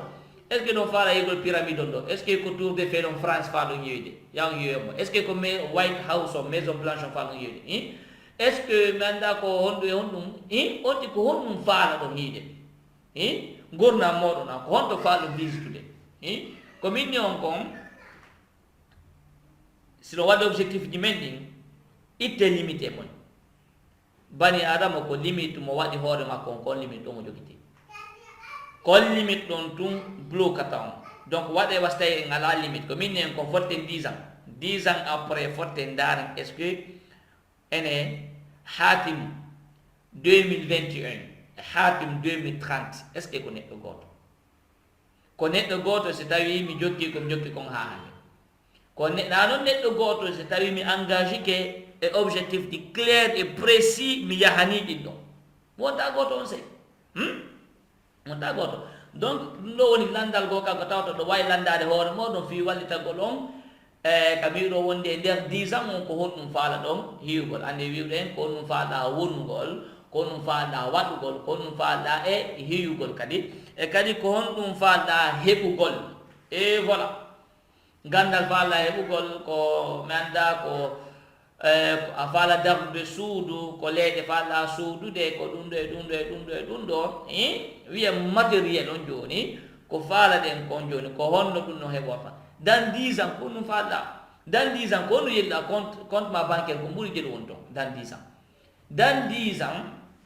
2 années après ma ɗum tigi 10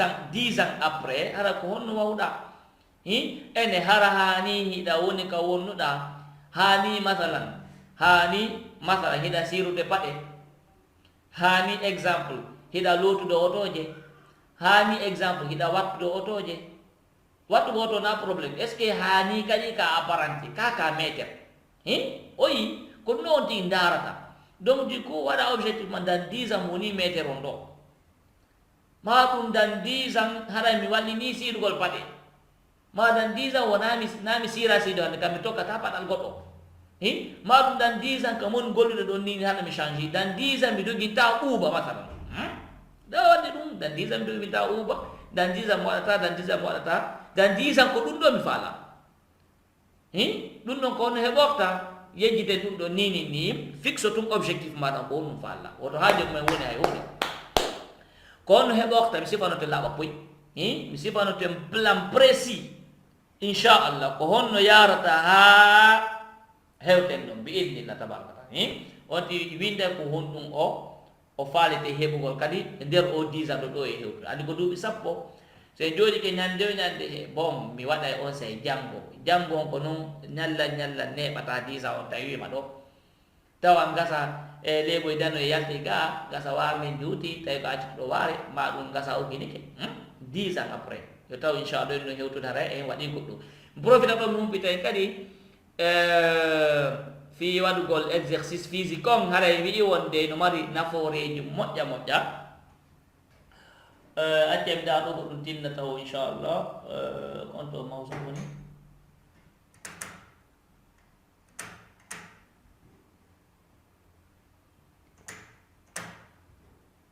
ok. Bon sikki tum leer meɗon yehi pandi temdara ko leer hombo ni hande ko samedi ɗo haray ko wona meɗen suɓani samedi on naam. Donc du coup on tigi winda objectif makko on ha moƴƴa o jeeya objectif ɗi on tigi ɗin kadi o ndaara cellal makko ngal, o ndaara famille makko on, o ndaara affaire ko gollata ɗon, o ndaara relation yani wondiɓe makko ɓen ka yaasi, o ndaara dina makko. Kanko ɗiɗo objectif ɗi do aɗen heɓude wona e manqueɗin ɗo de par ce que sen heeɓi ko heɓuɗon ɗo wo sen ala dina fo yen heɓani sen heeɓi ɗiɗo fo say ko dina tun heɓuɗen alhamdulillah. Kono noon kala ko takkodira dina kanko tana sen heeɓi ɗi aɗi ɗi fof majji kadi ma o masalan en heeɓi cellal kono en ala fus bon iɗen selli ken ko sa en ala hunde tawa no woodi ko manki ka gurdam ma hiɗa selli ma hiɗa mari kona sella ɓay boyi meɗen ko ɗum wondi e muɗum kadi ñande o ñande en yahay golle ñande wo e naata e otowal doginen ha hewten ka patron o ha ka golleten ɗon gollen yalten kadi ni no yaltirɗen waɗen hunɗum. Si en yalti ɗum bakkoɗen ka joginen ha ka suudu gasa tawi ascenseur wano ka suudu ascenseur élévateur on ka english naaten ɗon ka ñoƴƴen ngal ƴawna en ha dow ha ka wonɗen ɗon naaten are tum itten dole kon fewre taw ka honno ka dole ko waɗeteɗo waɗe ɗon looto ara ñaamam ko ñaami wo waalo ɗaano ha bimbi wonno wonnen wadde koy waalo ha bimbi immo waɗa noon cycle makko on golle makko ɗe no wonanimo important moƴƴa joni noon ko ɗum heɓata en ko tawde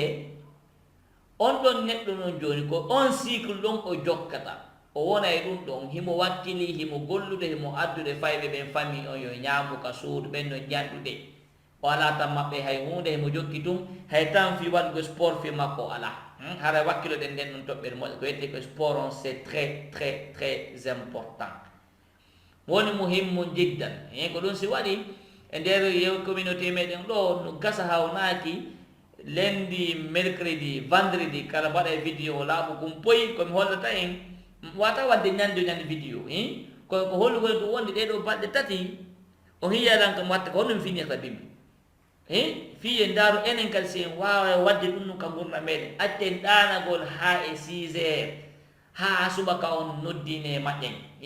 immen 30 minutes avant 1 heure du temps avant gila hande ma o atten taw ha fixe objectif ji men ni taw awa fixeɗa noon gila janggo mi yimmoto 30 minutes avant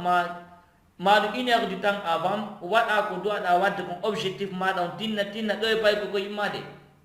nene mi yal gosor ɗon ma babe mi yal sabunde nden paati o lanni paɗalal ngal taƴi bikko mi yaalingol oyi a wallina jon gonɗa e janngude ko a wallina jon objectif te maɗi bi mana ɗo e réalité on fuɗɗade mi neɓi no yewtude ɗum immo bimbi law 30 minutes ma 1 heure temps avant waɗa sport ma on c'est très important parce que si ma ɗum ko mi wi ko nane a golla e 45 ans 50 ans to ɓe déclara ma hiɗa mari diabète ɓe déclara ma hiɗa mari cancer tawa ko hay fayɓe maɗa ɓen a yaari ko ɓen janɗi ko wona fi kan haala tanira tawa wi en noon joni a hewti retraité ɓe ƴennam pension ɓuuɗi ɓuuɓe ƴetta ɓe jonnama ɓennama ka neɗɗo wonɗo retraité a yanganike état o mi anda 60 ans de ta vie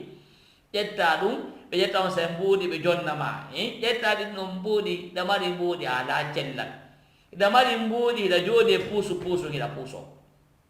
hiɗa mari mbuuɗi hiɗa jogiti boit tum comprimé te koye moɗata leeru o leer on to ko mbuuɗi mo aɗa nafu maako ko waɗi wakkilo ɗen fewn ɗo ñande o ñande immoɗen bimbi law memminen ɓanndu ndum waɗen sport fii tellal meɗen ngal fi on ɗum mi waɗa e vidéo ji inchallah mi filma e min tigui hoora hollugo vraiment encourage gol on waɗe sifa muɗum mi ala yewtude ɗo tum innugo non yo waɗu ko ma min tigui hoora mi waɗa mi holla on miɗo waɗde inchallah mi holla on bimbi o bimbi mi ƴaway ka machine an ɗo e mo hino mo jooɗi fe an ɗo mi ƴaway ka machine kam mi dogata ɗo mi doga hoore makko yeru komi faala kon juste mi lanna dogude to inchallah mi waɗa e vidéo ha moƴƴa mi holla mi gasa mi waɗa ɗon conseil goto e raɓɓude ɗo pot fi tun ko wondata on vidéo ɗon e bien maccida on e ɗum noon e gasa ɗeɗo baɗɗe tati donc du coup wiwɗen on ti waɗa o winda kadi objectif makko dans 10 ans andi himo yewtude dans 10 ans kadi ko honto faala e yahude da faala misra ɗo masala ina faala dude fayɓe maɓe ɓe janga ɗo ida faala iwde ndi ɗo leydi moɗon araka se waɗiɗo piiji fof oyi on tigi winda kala ko faala mata ko faala yahude ɗon dans 10 ans o prépare o on sayi o waɗa par ce que mo andi ko ɗum o faala wadde raɓɓindirɗen seeɗa par ce que yeehi moƴƴa on tigi no wawi landade kadi ko ɗum o faala partage ude masala no faala waltade no faala heɓde mbuutu ko partage ana yimɓe ɓen no faala heɓde gandal ko janna yimɓe ɓen no faala heɓde faamuji ko jonna yimɓe ɓen donc haray ɗiɗe lande jeegoje ɗe mi addi ɗo ko fi ɗum jonnugolum idée seeɗa ko honno waɗirten objectif ji men ɗin ko wi ko fii 10 ans aroyowo 2031 yo taw ya ihwa mes frères et sœurs hara wona en neɗɗo gooto wona en neɗɗo gooto de woten jaɓo wakkilo ɗen ɗo waɗen yayilto ɗo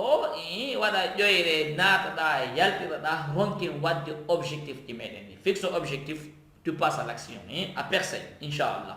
donc du coup étape ara noon wiwɗe wonde 10 ans ara yeyɗi ɗin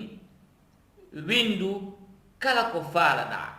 basoɗa e ɗe lande tati lande jeegoje ɗe mi landi ɗo nanen jaaboɗa on question ɗon inchallah hunde ɗimmernen ko honɗum voilà andi ɗo joni ko en daaro ok o ɗiwi ɓelan ɗo wonde enregistrement o copie je sais pas pourquoi ok muññeranta onon ɓay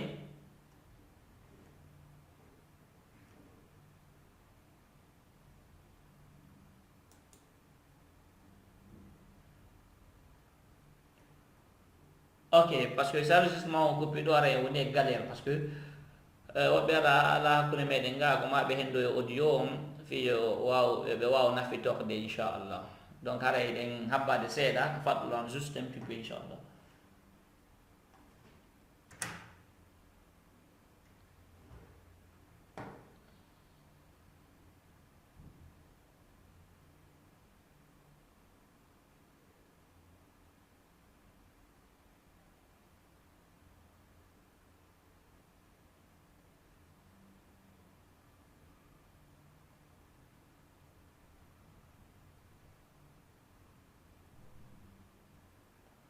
ok mi sikki ɗum ɗaɓɓa e solution goo par ce que ɗum ɗon wayɗa ƴette tan seeɗa so minni mi corrigé ɗum ɗo nini ni en perde filon jamma min andi hara ndi ɓiijude moƴƴa bon mi sikki ɗum eɗen continue de taw bisnillahi meeɓay laawol goo inchallahu tabaraka wa taala koye ɗum ƴettelan golle so tawi komi simi lanni ɗo komi moƴƴi vidéo spécialement fi ɗum ɗo bien aray langi golde vraiment alhamdulillah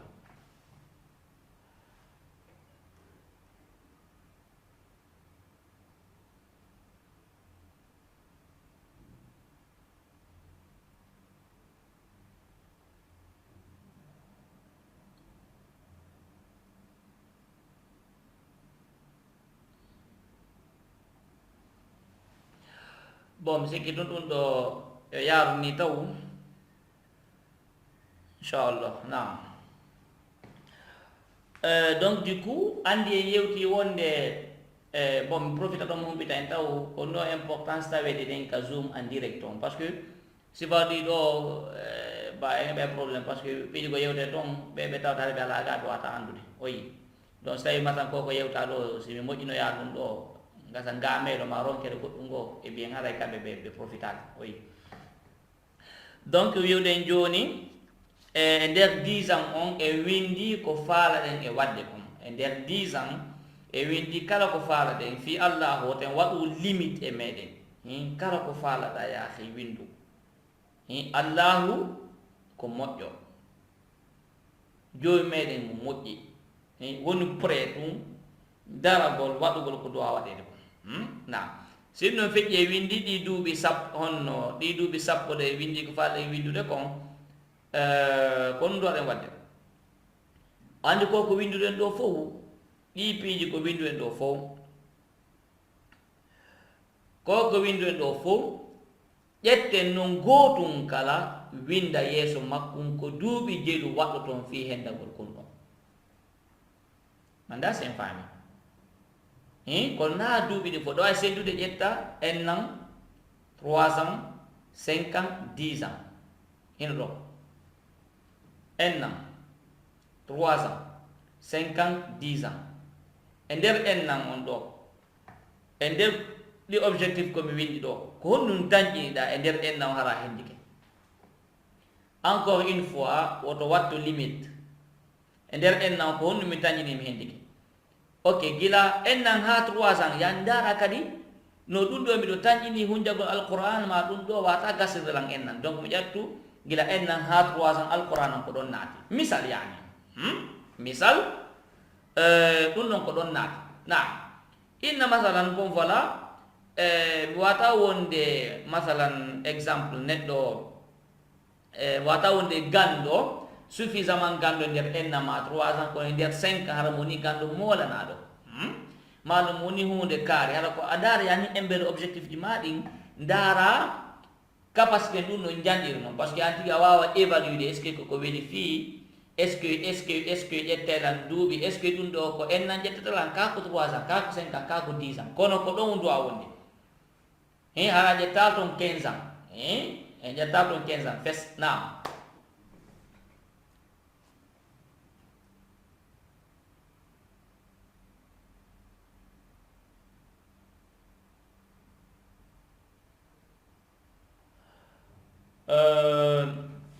min mo seeɗa nan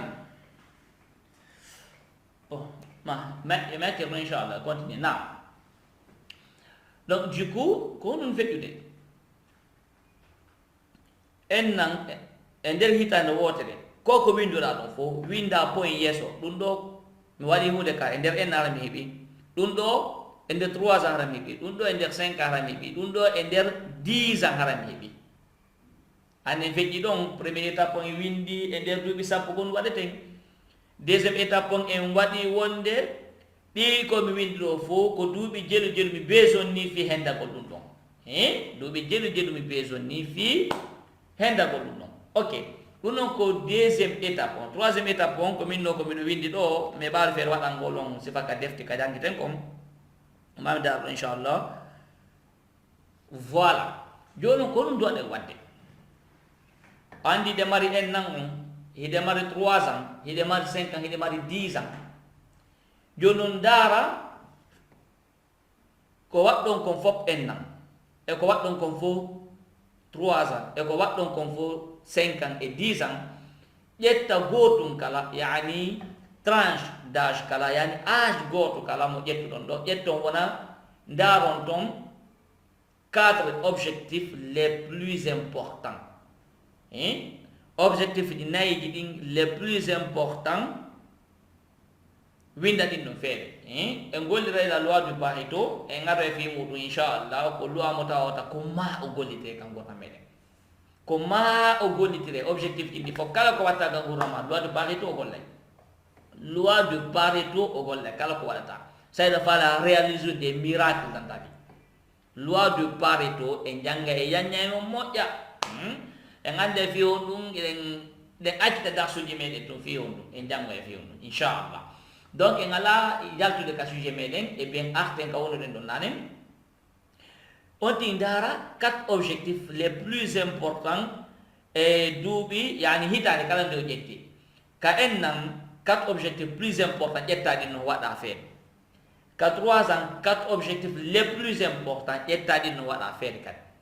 5 ans 4 objectifs les plus importants e nder on duuɓi joyi ɗon waɗa ɗin no feere duuɓi sappo ɗin kadi 4 objectifs waɗa ɗin no feere wonani e joyi wonani en 16 e nder 10 ans 16 objectifs 16 destination ɗi faalaɗen e nder 10 ans e nder 10 ans ɗema 16 destination ka fokkutuɗen voilà sikken en waylan suivre ha hewti ɗo ok no heddi ɗo étape ji ɗiɗi kayɗirande yaniɗa feere ok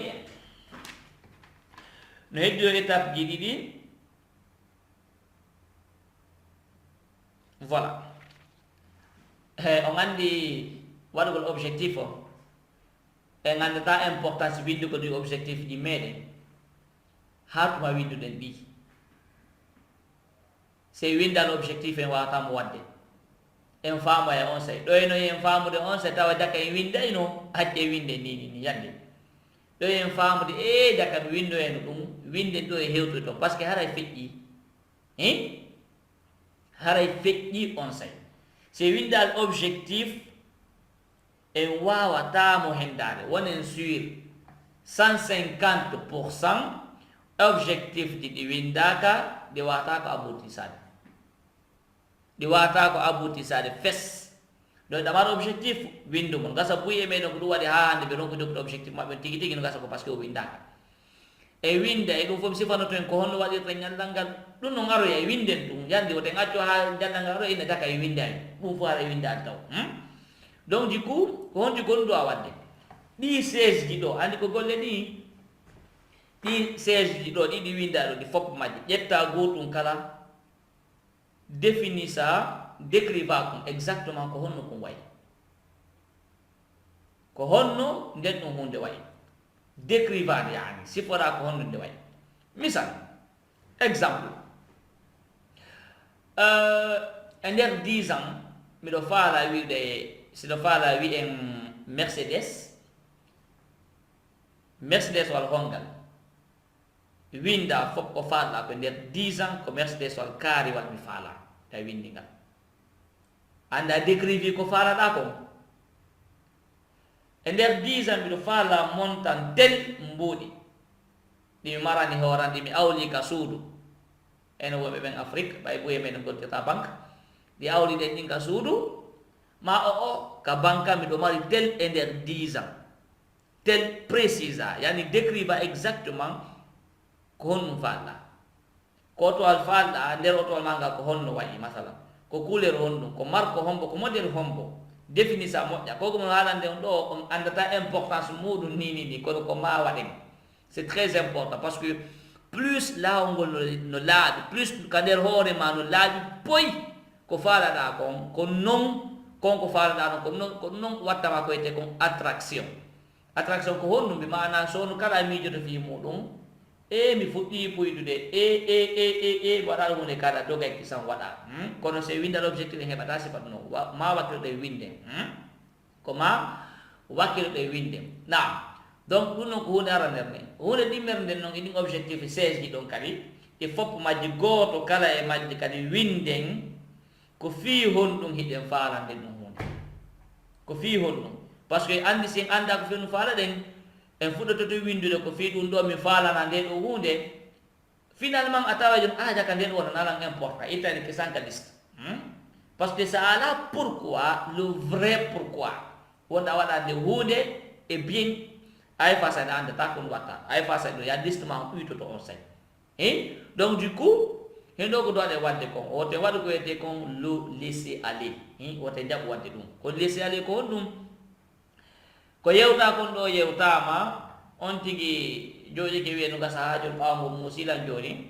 alhamdulillah buye moɗon ka joni ke ɗo ko juuti en neeɓi wiwde wonde oɗo communauté ko ma o waɗe ko ma o jokke ko ma wakkilo ɗen imminen mo hande alhamdulillah en imminimo wote waɗi ko wiyete ko laisser aller kala ko yewta ɗo lutta ɗon wakkilo ɗen janggo kisan tawa hande de usaji ko yewti kon ko machallah no moƴƴi si tawi no moƴƴi de no moƴƴi ƴetta objectif kisan janggo inchallah ɓay to no gasa hande niɓɓi ɓay no gasa usaji addanay men vidéo kon on se ma o mi winduno déjà on di gon watta janggo kisan programme ɗa si mi wi golɗe kekiɗe ma bimbi si tawi vidéo kon ari ma programme ɗon kekiɗe e garay on se kono honno immortel bimbi kono waɗirten fiye bimbi o moƴƴu ɗum fo en yewta on se inchallah na programme ɗum kekire son ari tum yaw ka couloir to maka chambre pay ko to yakna pay ko soka waɗa sifa ɗum naato mon say on bon taw falak dérangement hay fos wattum vidéo on suivon mo intégralement o fopp makko suivon mo fopp makko waɗon poyni ɗin waɗon o exercice ɗon exercice on lanimo wadde jogito ɗon kaydi en ni c'est très important samedi si hewti en sifoto on so ene ɗi objectif ji meɗen ɗo en waɗiri joni noon ko honno won plan on ko honno waɗirte ko ni ɗum ɗum ɗo wonana en gandal nden ɗon yontere kadi yaade ɗum ɗon o yi donc yonte aroyande kadi tawa on évolue gandal ngal ko ni heɓorɗagoy andi goɗɗo hewtataka fello nde wotere fellon gon a hoccotoɗa honno goɗɗo hoccotako to cikkoɗo to koni ko koyngal jungo ha e hewtoya donc yontere wotere en waɗi pa molana taw ƴettugol tan gasa leer goto winda ma leer goto demi ma leer ɗiɗi on tigi winda ha timma tis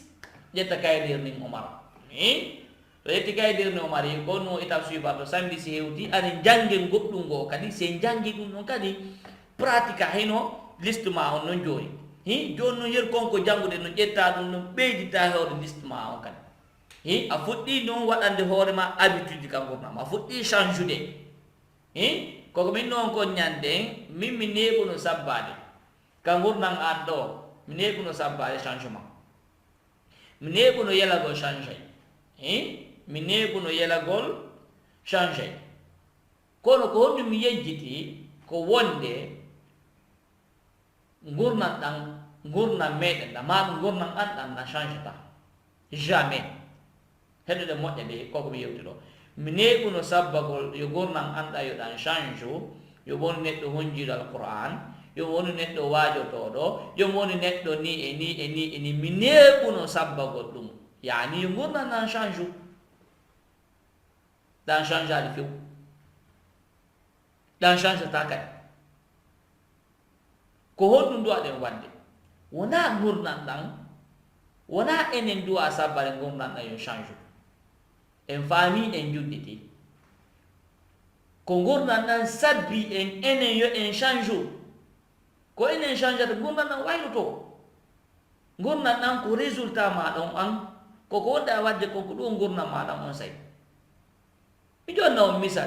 situation mo wonɗe ɗo nini hande ka gando ka yaro beere ka fimo cigarette ka dewgal ma moƴƴa ni dewgal ma ngal nga wela ɗum ɗo e probléme santé ɗe mari koko marɗa ɗum foppo muɗum ko reflet yani ko résultat on hanki wonma hande koko janguɗa hanki ko ma ko ronkuɗa jangude hanki gonko ɗum ɗo woni ma hande sikki ɗon en faami joni gurnan ɗan na en change na en sabbu e gurnan men ɗan change ko gurnan men ɗan enen sabbi yo en change sen change ɗum ɗan wayloto kono noon si en waɗi laissé aller on bon piiɗi ɓuy yewtama ɗo min heɗike ha min ronki koko yewta ɗo fof meɗen andi probléme wona ko anduɗa ko probléme on ko pratique gongol mi yewtata ɗo piiɗi ɗi tawata en fof en anda buye meɗen mbiɗa andi ko karmo koɓe awon ɗo ɓe faamu ɓe piiɗi buy ɓe tawata on tigi duɗɗoto fe muɗum jooɗo jangga fama piiɗi buy mbiɗo andi ɓe hakkude meɗen ko honɗum wonɗen e ɗaɓɓude e oɗo communauté meɗen ko honɗum ko piiɗi ɗiɗi ko waylugol adno fes waylugol adno par ce que ɓe wiya wonde ko 95% des gens vivent dans la médiocrité 95%. Yani himɓe no 100 personnes kala himɓe temedere kala capanɗe jeenayi e joyi on fop ɓe ala vie moƴƴo ɓe ala vie moɓe faala ɓe ala vie moɓe yeli heɓugol ko 5% on tum maɗe gurnan kelɗuɗam objectif am min ko honɗum e objectif goto kala e meɗen ko honɗum duwa wonde ko ma o 5% ɗo mon ko ma o ƴawa ko honno ƴawrata noon ko honɗum e wiyede koyen waɗu wakkilo ɗe waɗin fiye en change onon kadi on wakkiloto inchallah wallito ɗon gurdam goɗɗo goo on say objectif on ɗum objectif min objectif moɗon on kadi inchallah donc honɗum premier objectif ko ɗum taw duwaɗen wadde koye wakkilo taw maximum yimɓe tawta en ka communauté ji meɗen taw fiyo ɗum fi o 5 ɗo se wakkilike no gasa ñande ko waɗe 6 o wona 7 o wona 8 o wona 10 neɓata wi en o woni 40% de la population mondiale heɓe maɗe gurnan welɗam ɗe wawi wonde on côté ɗon wakkilo ɗen amélioré condition de vie ji yimɓe ɓe hiɗe wawi wadde ɗum kono premiére étape on ko honɗum taw ɗo ya amélioré vie goɗɗo on taw wallitimo hewtata ka vie on wona yewtede ɗon vie muɗum wallitomo hewta ɗon ko mo wiuno ko hanki buye meɗen hay rajoute ko goɗɗo ɓe wata wadde ɓe ala on tan sa ala tan sifaɗin ɗon piiji 5 minutes fi waɗitagol goɗɗo an a wona généré an koynugol ɗum dartinayɓe ɓe hiɓe wakkili hiɓe mari tan ɓe no wakkilanimen an 5 minutes a wata ƴettude rajoute a connaissance ɗi maɗa ɗin ɓe tawta en heɓen yani wallitunaɓe ka gurdam maɓɓe kono si en memminike nene mariam iɗon wakkili iɗon bonnatanmoɗo ɗuma kam iɗon ƴettatanmoɗon buyi fiyamen on jarama buyi allah hokku baraji nene aicha on jarama maɗum nene mariam hollanto on jarama maɗum amir meɗen nayni on jarama iɗon wakkilani men ko ɗum ɗo tum se daari kadi hay sen wi'i rajouté himɓe kadi ko ɓuuri hewde kon hino ko ɓeɗo rajoutata woɓɓe moɗo rajouté ɓe wata haalde ɗo ɓe fof maɓɓe buy e moɗo rajouté miɗo andi ɓe alhamdulillah barakallah fihim kono buy e moɗon watta kadi buy e moɗon ils le font pas donc to taw en moɓoto ɗo vraiment en ƴetti leer ɗiɗi min mi joɗani ken ɗo leer ɗiɗi gasa ɓuuri leer ɗiɗi joni hiɗen yewtude hino ɗo 1h31 minutes hiɗen yewtude fi honɗum fii moɗon ma wiyen fi meɗen fof fi yo en waylo donc lanne yewtede vraiment joɗɗa ɓaroɗa ɗo nanga honduko kon modi koko yewta ɗo modi ɗum ɗo no yewti par ce que toujours meɓa retour di fi ɗum no ko ɗuwasmaa yewtude toujours meɓa retour di fi muɗum yimɓe ɓen ko wiyata yewtede no yewti wakkilo alhamdulillah donc on tina yewtede no yewti on ti wallahi o innaka usage wakkilo waɗa noon mais sifa ɗum ɗo tuma wo tuma tuma wo tuma wakkile waɗa noon mais sifa ɗum ɗo andi boyi sayi goɗɗo wooli c'est que o wowlu woɓɓe ɓen hiɓe faala wolde ɓe woolade donc no woni boyi e moɗon ko noon donc hoto taw noon a faami wonde heeɓi nafoore ɗum ɗo tawa hiɗa mari jajiraɓe a ajoutataɓe sifa ƴibbiɗi hiɗa mari miññiraɓe modimano ɗon ma ɓeygu ma ɗo a wata ɓaccude sifa ɗum hiɗa mari kawtal ɗon haaleɓe pulam famille ji no lagine groupe aji no woodi ko la tahqiranna min almarufi shay'a bani adama duwaka e yawitade immorde moƴƴere hay e hunde hin goɗɗo yawitata ko moƴƴere fes ko moƴƴerde alana wona na ɗowatama ɗo ha nadoyama aljanna ko non woniri kadi ko bone on kum alana wona na jokkatama ha nadoma yiide kadi haray wama kana fihi min sawabin fa min allahi wahda wama kana fihi min khata'in fa minni wa min alcheitan wallahu wa rasuluhu min wara. Assalamu aleykum wa rahmatullahi wa barakatuh. Ko yoniri fi landal ngal kami yewti ɗon fi walgol sport on si tawi neɗɗon hara duuɓi makko ɗin towi est ce que haray no wawi maksude kadi haray ko ɗum woni landal ɓeeɗo ngal nam haray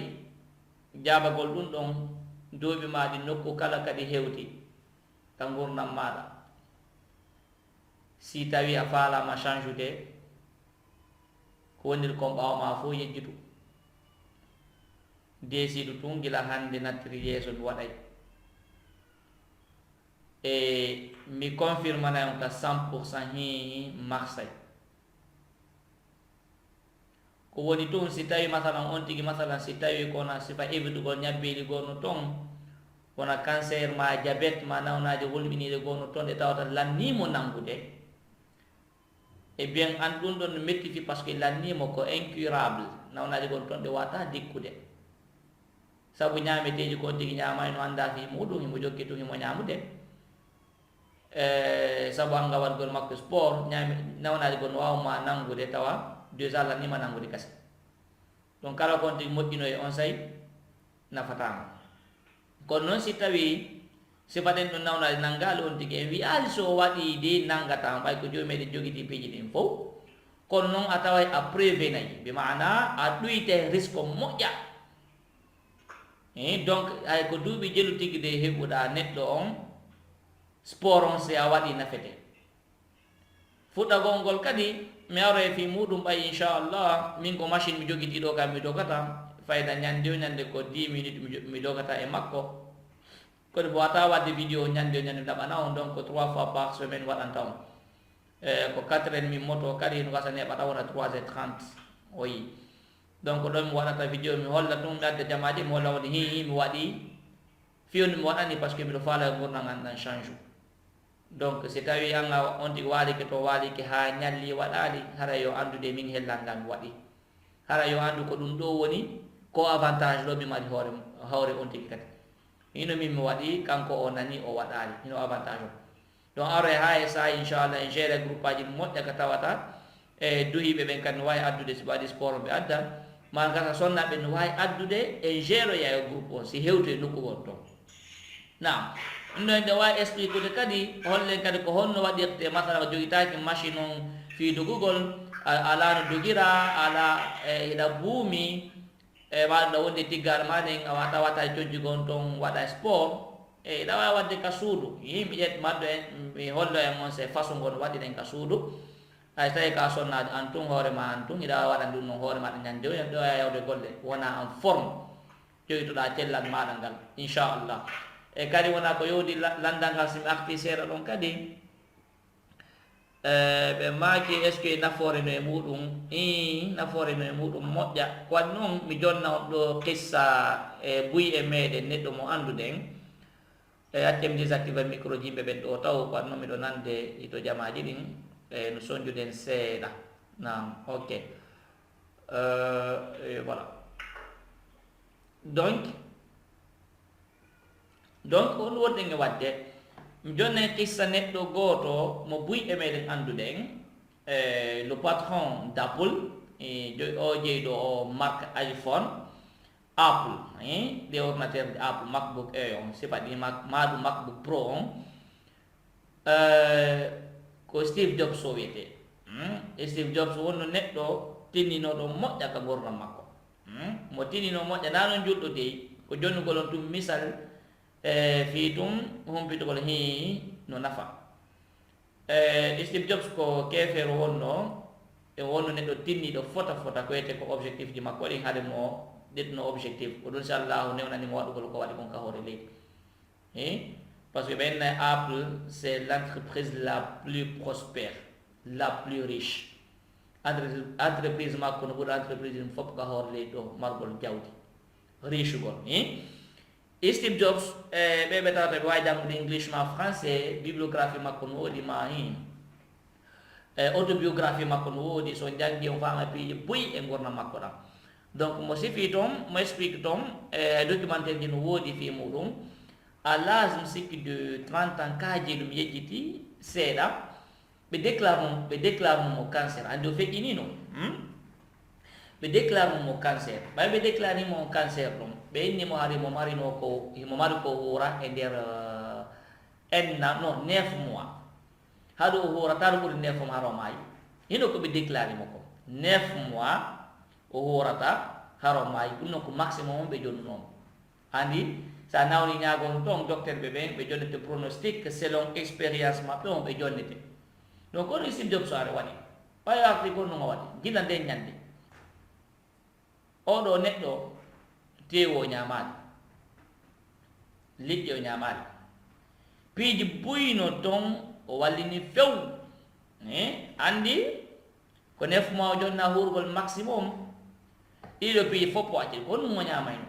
ko piiji cecci ɗum o ñamata salade ɗum o ñamayno salade ni concombre ko ɗin ɗon piiji tun oɗo neɗɗo goto jokki bimbe kikiɗe bimbe kikiɗa ko ɗo no ñamete makko histoire o wiwno gila docteur ɓe ɓe déclare mo wonde o maaya ngal 9 mois Steve so hurno 30 ans de plus heɗude moƴƴo o hurno 30 ans de plus 30 ans de plus o hurtuno kadi on faami donc eni gole honɗum ñaamete ko ñaameten kon tum e yewta fi muɗum moƴƴa o ñaamete ko jokkuɗe ɗe jogui tum e yaye ka jooma ñebbe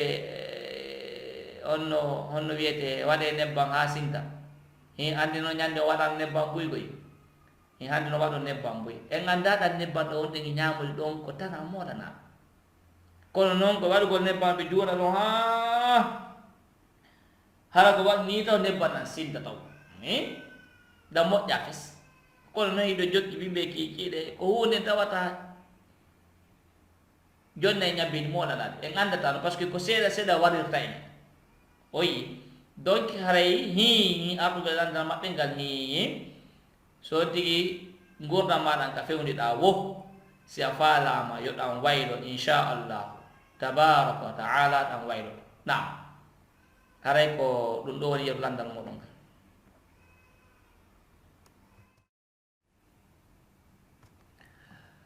nam haray ɓeɗo ko landi kon kamɓe kadi ɓe hollu wonde sport on wiyen hiɓe hiɗi moƴƴa ma wiyen hiɗen hiɗi moƴƴa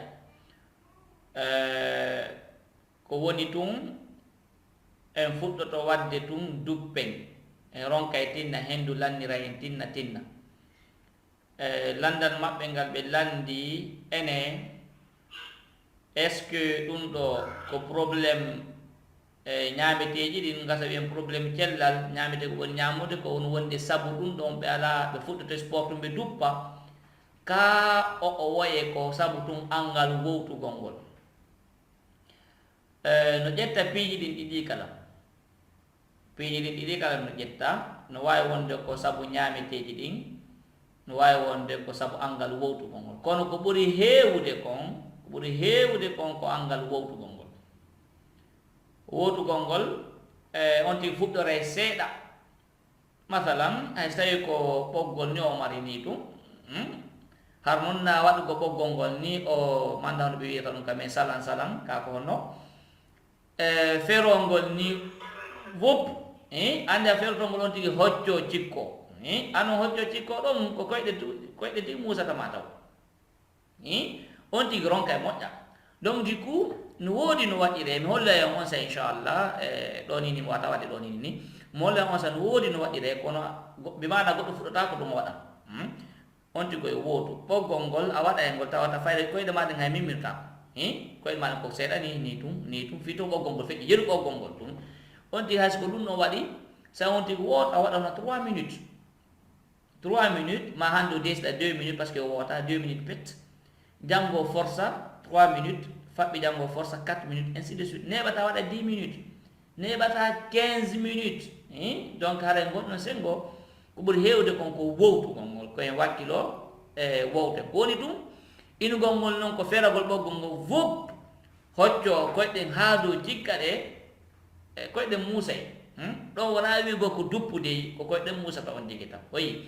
donc ñaameteji noon ɗum wona sabu kasum ƴetti côté goo ñaameten wonde sabu en ngaro e fi muɗum ñaameteji ko no woni tawate ɗi moƴƴana ɓernde nden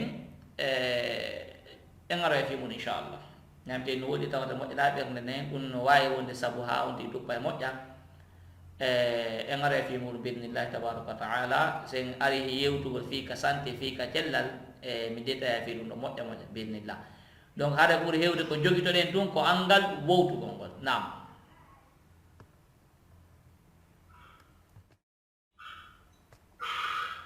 nam haray ɓeɗo landi kadi si tawi désactivé micro ji men ɗin taw si tawi neɗɗo on noon joni en wi'i wonde en yewti ɗo haray objectif ji ɗin ko ma on tigi winda ɗi joni noon si tawi neɗɗo on o wawata windude haray ko honɗum waɗeten ɗon normalement se wata windude ɗaɓɓen inchallahu windowo sen heɓata few ken wakkilo ha heɓe windowo kono ko ma winden objectif ji ɗin